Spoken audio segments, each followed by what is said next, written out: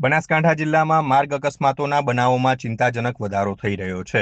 ત્યારે ડીસાના કંસારી ગામ નજીક એક કાર ચાલકે સ્ટીયરિંગ પરનો કાબુ ગુમાવતા ભયાનક અકસ્માત સર્જાયો છે. વિગતો મુજબ પૂરપાટ ઝડપે આવી રહેલી કારના ચાલકે અચાનક કાબુ ગુમાવતા કાર રોડ પરથી ફંગોળાઈ ગઈ હતી અને સીધી કંસારી ગામ ખાતે આવેલી ચામુંડા બિલ્ડિંગ મટીરિયલ્સ નામની દુકાન આગળ ઘૂસી ગઈ હતી. કારની ટક્કર એટલી જોરદાર હતી કે દુકાન આગળ રાખેલા સિમેન્ટના પતરા તેમજ સિમેન્ટના બ્લોક્સનો ભૂક્કો બોલાઈ ગયો હતો અને મોટું નુકસાન થયું છે. જોકે સદનસીબે અકસ્માત સમયે ત્યાં કોઈ વ્યક્તિ હાજર ન હોવાથી એક બહુ મોટી જાનહાનિ ટળી છે અને લોકોએ રાહતનો શ્વાસ લીધો છે. અકસ્માતનો જોરદાર અવાજ આવતા જ આસપાસના સ્થાનિક લોકો અને વાહન ચાલકો તાત્કાલિક બચાવ કામગીરી માટે ઘટના સ્થળે દોડી આવ્યા હતા.